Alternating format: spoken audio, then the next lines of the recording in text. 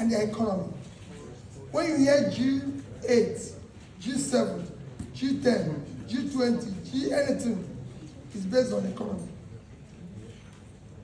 If you're healthy inside and you're stable, everybody will want to deal with you. And at that stage, your external or your foreign policies determined by your local stability and economy. And that's how your relationship. For example, Nigeria is a very huge market, 200 million people. Imagine if we had resources. There's a time British Airways, British Carrier, everybody rushing to Nigeria. Now they begin to give us condition.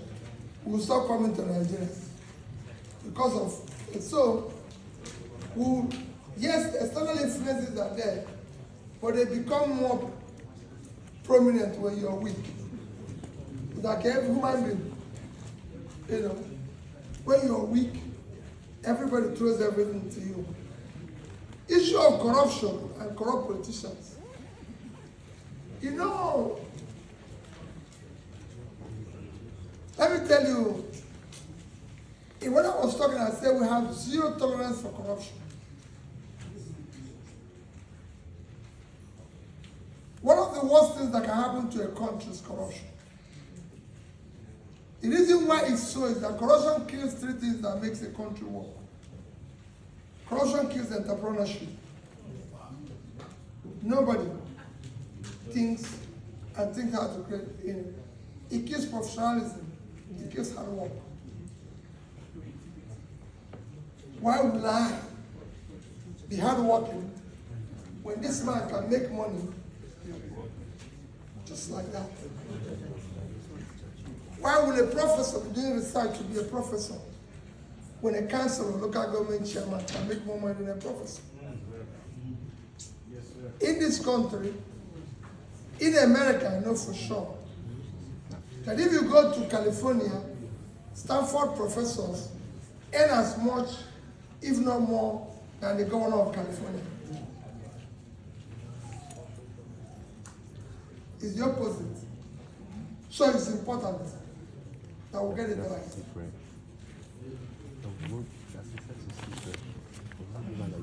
I don't think the professors in Harvard or their top schools in America earn less than members of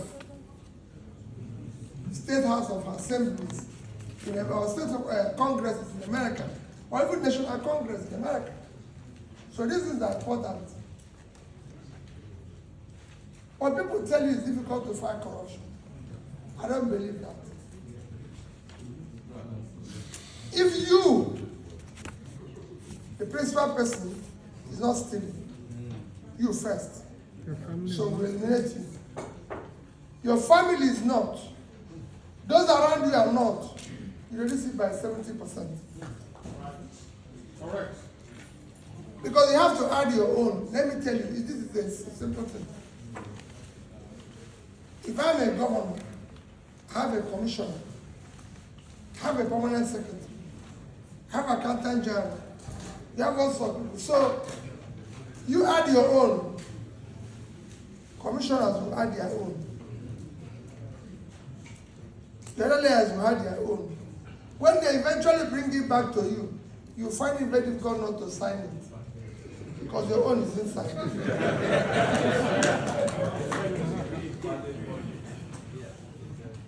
Remember what I said, I'm not a saint.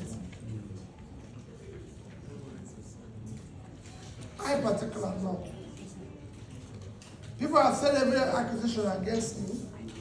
We verify that is wrong. And I said, no, let me finish. And I said to them, it's a very simple thing. Go to Anambra State. In my 8 years of being governor, maybe I received probably in total monies that Anambra State got from everywhere, maybe about $500 billion in my 8 years. I saved 75% of it. Sorry, I'm very sorry. I saved about 10 to 15% of it. And I said to people, go to Anambra State and show me where their money is missing.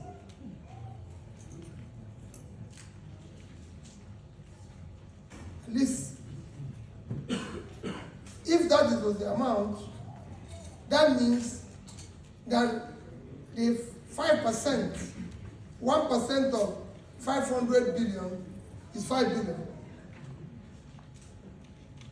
Go and show me where they're missing 5 billion.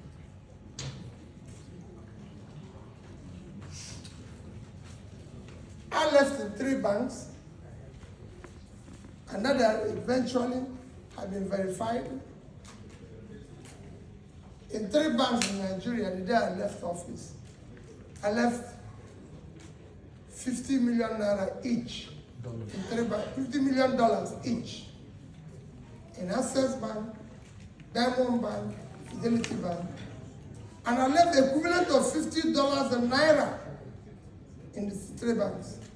And then, if you want the statement, I'll give you. People said to me, like I said before, why are you leaving that? I said, it's their money. And since I left Anambra State, Anambra have now bought me pure water. They now bought me a bottle of water.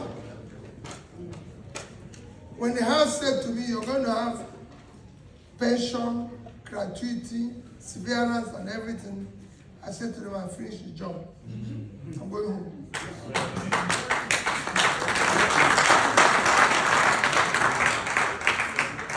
So what am I trying to say? If you are not, because you are going to approve what they will steal.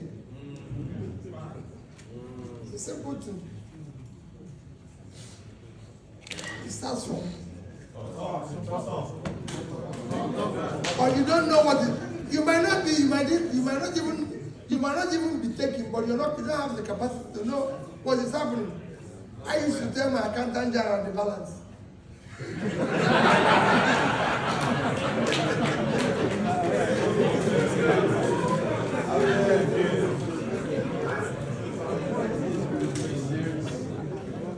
So it's very easy to manage. I think that's corruption. I don't know where I kept my papers. I'm just trying to find where I put them. Huh? In my left pocket. Okay, yes, I did.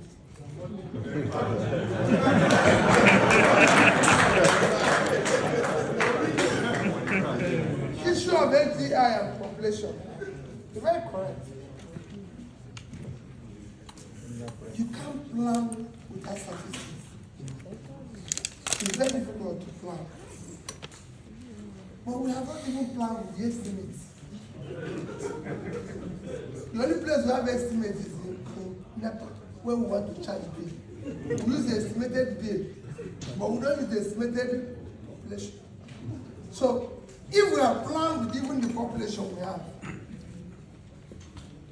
we have gone far. But there's no, today, when you talk about development, people think development is physical development. So you go and start building in the supposedly rural area, say a big 10-story building, and for you that is development.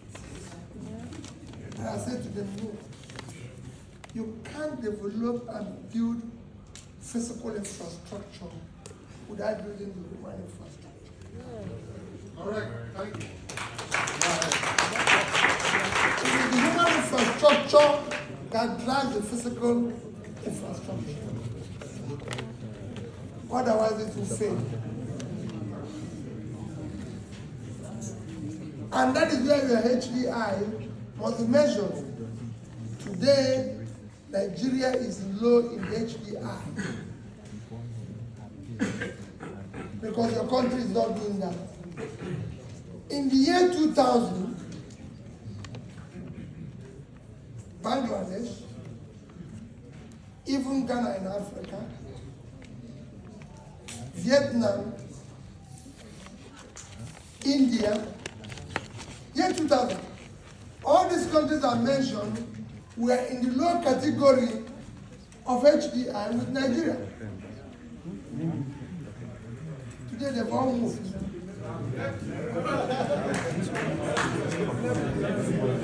Because our leaders don't have anything to measure. You know, remember what I told you when I started that? What we do is to, hey, somebody comes and says, I'm taking us to London. And we enter. Start going to Ghana. So what we do now is we don't know where we're going. None of you here. You know today you can go and find the German plan.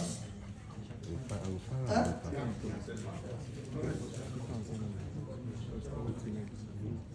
But nobody knows the plan of Nigeria. Huh? No, we have glossy paper. We have glossy paper everybody reads and watches it even with money. That is the end of it. The driver doesn't know where the paper is. The conductor has been throwing it away because he wants to collect money. The consequence is that if you don't know where you're going, every road will lead you. No, there. Will lead you there. Because you don't know where you're going. So anywhere you find yourself, it's fine.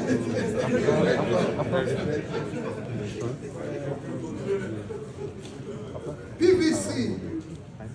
Well, you can't, for me, my sister, this is not the time to struggle with the INEC government.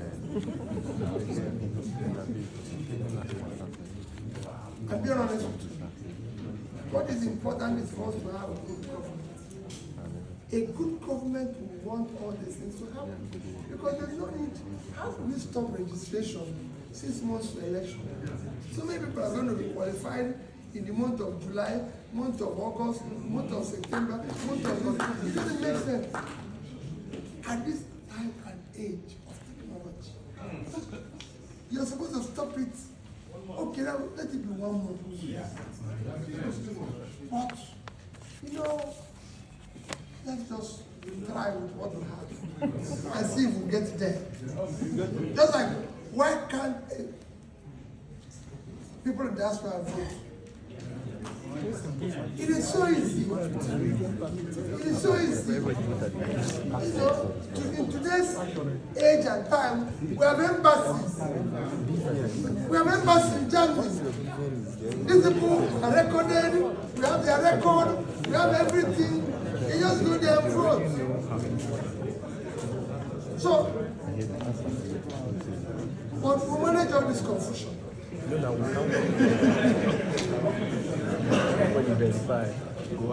Internal security and external security. Well, I agree with somebody who said about external security. But you know, when you have a multi-faceted problem, you start dealing with the, like I told the person who told me, let me tell you one of my experience. Somebody came once when I was a member of economic management team of the president. Somebody came to tell us how we can build nuclear power to solve to use no power, to use it to solve our power problem. So when the person finished presentation and they said I should comment, I said, well, I'm more worried that there's no road between Ori and Benin. Let's not get into what we don't know about. We have not used coal. We have abundant coal. We are not using. We have abundant gas. We are not using. You are going to nuclear one that nearly killed everybody in Japan.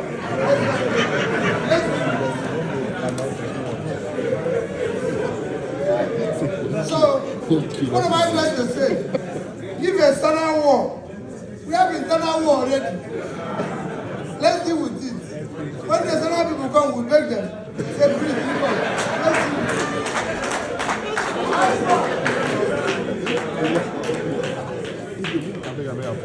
we have a crisis. And I want you people, when we're doing this evening, by the effort,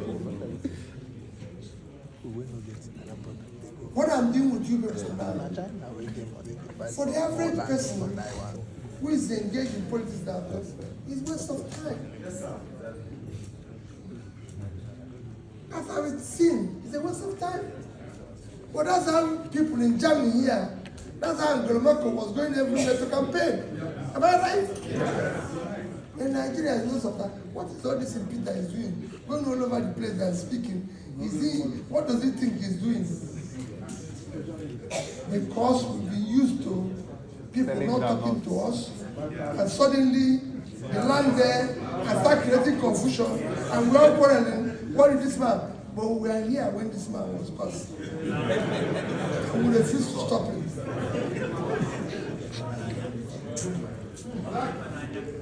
But they start telling you, when is he? And that is what someone said there. We will not worry about those. Don't worry about those who are coming around me. I don't say people, it was the same teachers who used to teach before I came. And we were 26, that we used to be number one. When they found out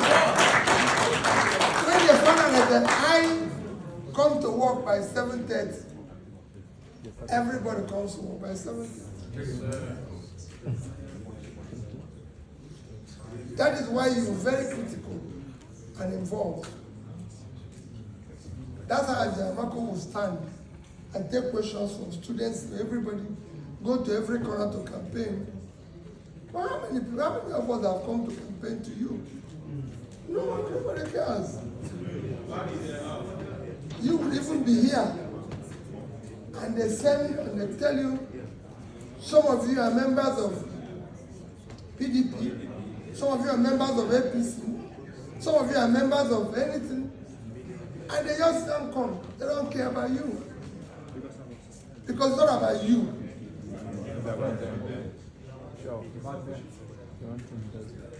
So that's where we are. So once again, I thank you people. I think we'll take the next 5 minutes.